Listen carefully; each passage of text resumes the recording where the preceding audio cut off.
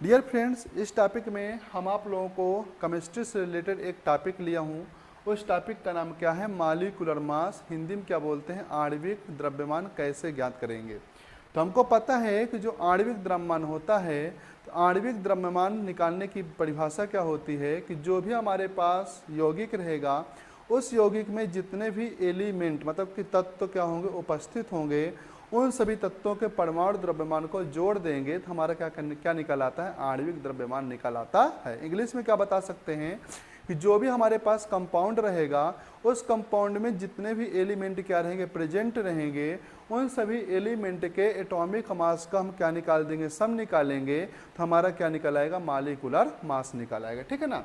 तो हम कुछ एग्जाम्पल देकर आप लोगों को समझाएंगे। तो इसके लिए हमको जितने भी मोस्ट इम्पॉर्टेंट जो हमारे पास एलिमेंट होते हैं, उनके कुछ एटॉमिक मास आपके क्या दिए हैं? दिए हुए हैं। इनको याद करना पड़ता है पहले। ठीक है ना।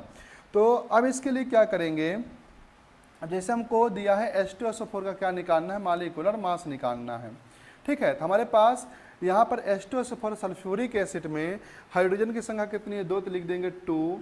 और हाइड्रोजन का एटॉमिक मास कितना होता है? 1 होता है। प्लस सल्फर कितने टाइम है? 1 टाइम है। सल्फर का एटॉमिक मास कितना होता है? 32 होता है। प्लस ऑक्सीजन कितने टाइम मेरे पास? 4, तो लिख देंगे 4।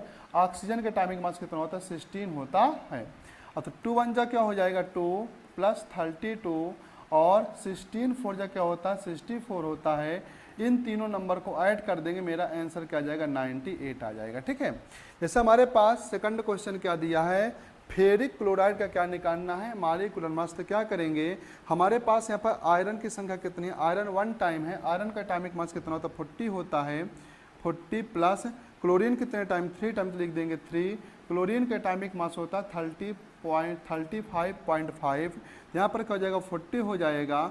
अब 35.5 का 3 से मल्टीपल करेंगे, कितना हो जाएगा? 3 पचे 15, 3 पचे 15, 1 16, 3 का 9 1 क्या हो जाएगा? 17, कितना हो जाएगा? 116.5।